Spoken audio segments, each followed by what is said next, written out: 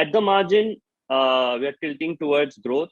And if you ask me, where have we increased our exposure in growth? Surely private sector banks. I mean, in the last 6 months, we have substantially increased our weight in private sector banks, and financials is our large overweight for us. We think it's the runway for the next 3-4 years for financials in general and banking in particular looks extremely good. And so, that growth segment we've already jumped into. The others we are still evaluating. Yeah, it's a bit of a near consensus with what's happening with banks. Most people are doing that. Just wondering if I can ask a follow-up, because Sure. your sizes would be large.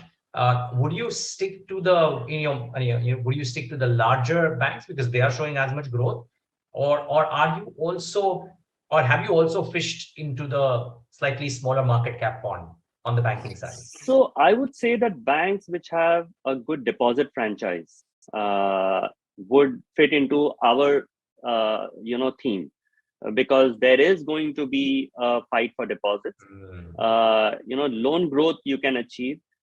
Credit costs are at their all-time lows. I mean, I've met so many banks in the last 3-4 days.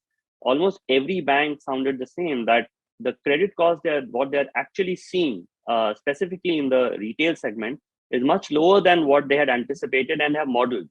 As a result, they're running a huge cushion, because the credit costs, what they're actually getting is much lower.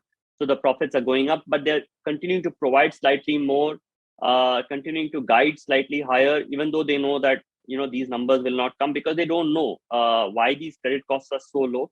Suddenly the credit costs are behaving extremely well, and we saw one of the large banker saying that this is the Cinderella moment for the Indian banking sector. Maybe it is a Cinderella moment. My view is we are still at the early stage of the party. It's still not well, so the runway is good. That's how I see it. Maybe it's a consensus, but I think the numbers will surprise most people.